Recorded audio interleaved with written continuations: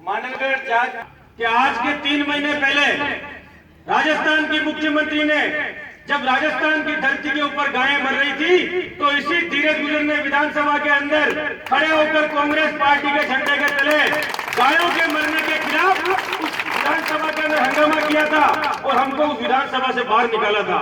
मेरा विरोध करने वाले लोग ये भूल गए कि धीरज गुजर भीलवाड़ा के इतिहास का पहला विधायक है जिसने किसानों के मुआवजे के लिए राजस्थान की विधानसभा के अंदर हंगामा किया और विधानसभा से हम लोगों को बाहर निकाला गया। और जो मुझ पर आरोप लगाते हैं शहीदों के अपमान का, उनको धीरज गुजर एक ही बात कहना चाहता है कि पन्ना दाई की बेटों की रगों के अंदर जो खून और जो दूध था वही खून और दूध धीरज गुजर की रगों के अंदर है।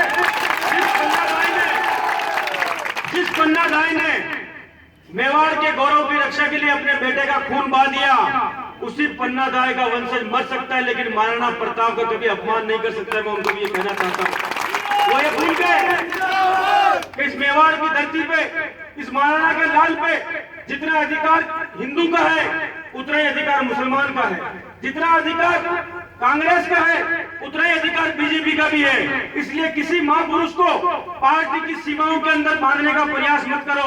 मैं आपसे यह कहना चाहता हूँ, चाहे भगत सिंह हो, चाहे सुभाष चंद्र बोस हो, चाहे महाराणा प्रताप हो, चाहे भीमराव अम्बेडकर हो, और ये तो वो नाम है जिनके नामों की शहादत की आपको और हमको पता है, लेकिन इस हिंदुस्तान को आजाद करने के लिए न जाने किस किस हिंदू ने, न जाने किस किस मुसलमान ने अपने प्राणों की आहुति दी होगी, तभी अंग्रेजों के चुंगल से हिंदुस्तान आजाद हुआ होगा। इसलिए शहीद की कोई जाति नहीं होती, देश में मरने वाले सैनिक की कोई जाति नहीं होती, उसका कोई परिवार नहीं होता। किसी शहीद को जाति की सीमाओं में बांध के या पार्टी की सीमाओं में बांध के उस शहीद की शहादत का अपमान मत करो। कल जिस शहीद ने पाकिस्तान के लोग, पाकिस्तान की सेना ने, पाकिस्तान के हत्यारों ने हमारे जिस भाई की हत्या कर दी, वो शहीद तो हुआ है लेकिन उसकी लाश को संरक्षित करने का बुरा काम किया है। ये भूल गए तुम लोग कि इसी मानगढ़ की धरती पर धीरज गुजर ने कहा था मां जोगबनी कसम खा के कि हिंदुस्तान पे कभी पाकिस्तान आक्रमण करेगा तो धीरज गुजर अगर गुजर का बेटा नहीं AK-47 लेकर सीमा के ऊपर नहीं चला जाऊं तो इसलिए याद रखना,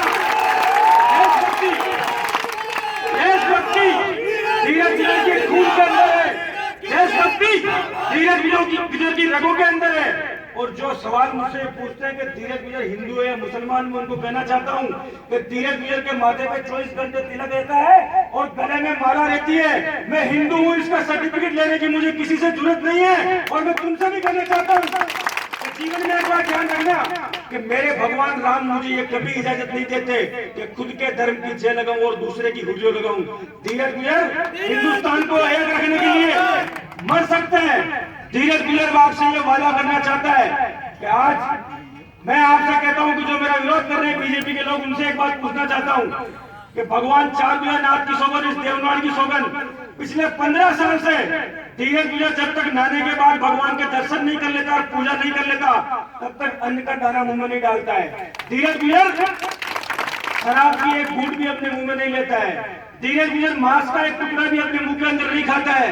धीरज गुजर अपने मुंह के अंदर तंबाकू, पान, बीड़ी, गुटखा भी नहीं खाता है। जो आदमी भगवान के दर्शन के बिना रोटी नहीं खाता, उससे अगर तुम हिंदू होने का सवाल पूछोगे तो फिर तुम हिंदू होने का सर्टिफिकेट किसे दोगे? और तुम्हारे पास ऐसे कितने आदमी हैं, उनको लाके अब की बार मेरे मंच पे खड़ा करना। मैं तो जोगनी माता की सौगंध खाता हूँ कि अगर मैं शराब, मांस, मच्छी, दारू, गुटखा, पान, बीड़ी, तंबाकू खाता हूँ तो मेरी 7 पीढ़ी खत्म हो जाए। और अगर मैं ऐसा नहीं करता हूँ तो जिंदगी में कभी मेरे हिंदू होने का सवाल है निशान मत लगाना, मुझे हिंदू होने का।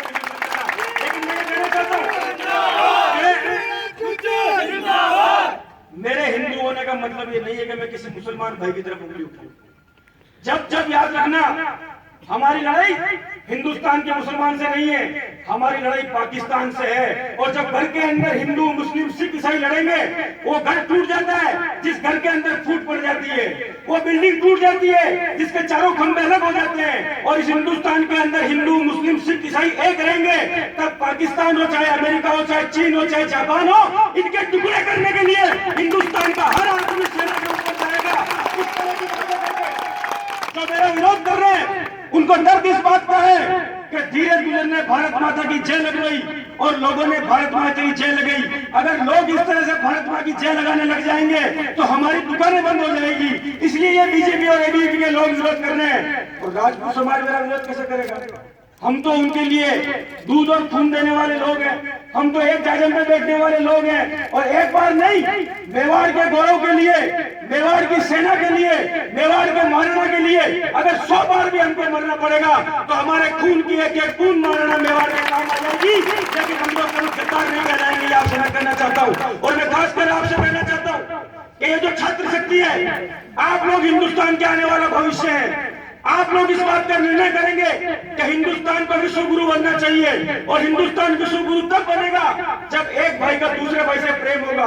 हिंदुस्तान विश्व गुरु तब बनेगा जब हिंदुस्तान के अंदर एक रंग की नहीं, तिरंगे की बात करी जाएगी। हिंदुस्तान आगे तब बढ़ेगा, हिंदुस्तान सोने की चिड़िया तब बनेगा जब इस देश का एक एक आदमी भारत माता की जय लगाएगा, उसे अपने भारतीय होने पर गर्व होगा। और मैं आपसे यही कहना चाहता हूँ कि आप नौजवान पीढ़ी है, हिंदुस्तान कैसे होगा उसका निर्माण आपको करना है। आज हमारे पुरखों ने, चाहे वो सुभाष चंद्र बोस हो, चाहे भगत सिंह हो, चाहे महात्मा गांधी हो, चाहे इंदिरा गांधी हो, उन्होंने अपने सीने पे गोलियां या गले में फांसी का फंदा इसलिए खाया कि हमको आजाद भारत दे सके। और इस आजाद हिंद के अंदर ये हमारी जिम्मेदारी बनती है कि हमारी जो आने वाली पीढ़ी है, हम उसको कैसा हिंदुस्तान, कैसा भारत, कैसा देश देके जाते हैं। इसलिए लड़ने की जगह मिलाने का काम करिए, इसलिए तोड़ने की जगह जोड़ने का काम करिए, इसलिए विकास का पहिया रोकने की जगह विकास की बात